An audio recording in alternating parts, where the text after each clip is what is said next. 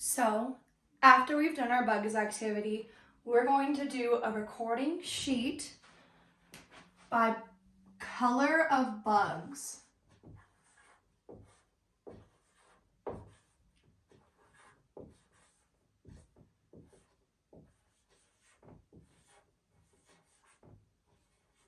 Our goal today is to start analyzing and interpreting data. So I know that you all found a bunch of bugs outside today, so we're going to make a chart. Does anybody remember how to make a chart? That's right. It's going to be a big box.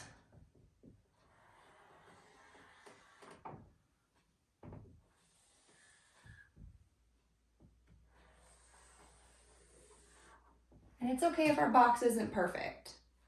And then we're going to add our columns in. So we're going to write 1, 2, 3,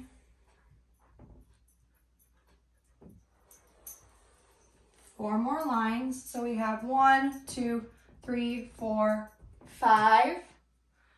And then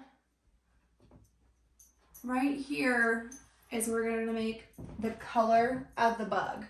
So we're going to write color of bug. And then we're going to use whatever colors we use in our class. I'm going to write red, yellow,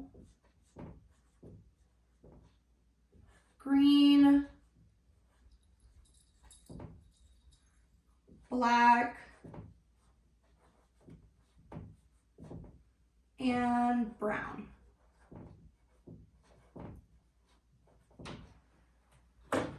And then what we're going to do is we're going to tally up each bug that we found in each color. So this side is going to be the number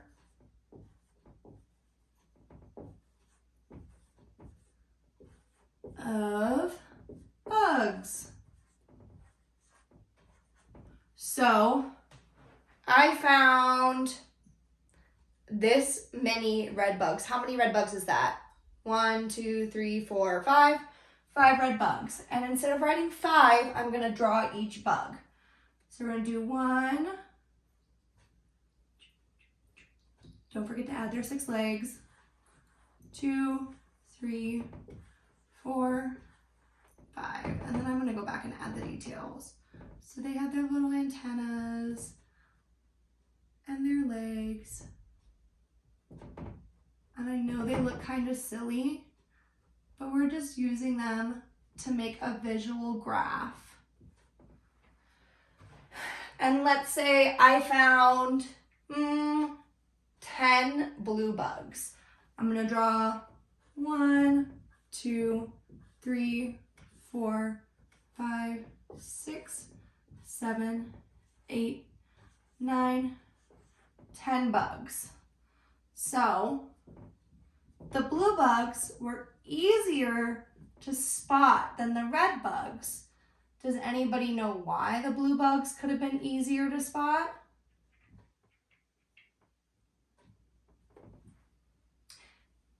Yeah?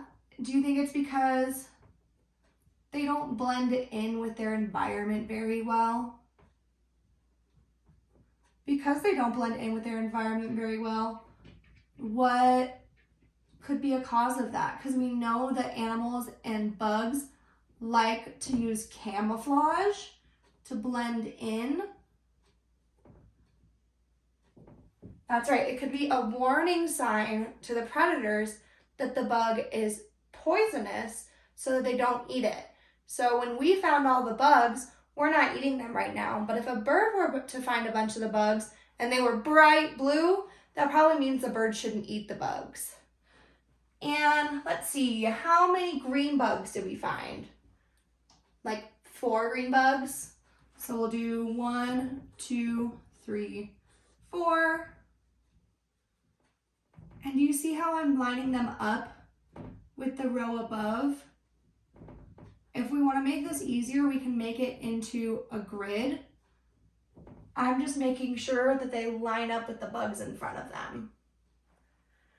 And then the yellow bugs,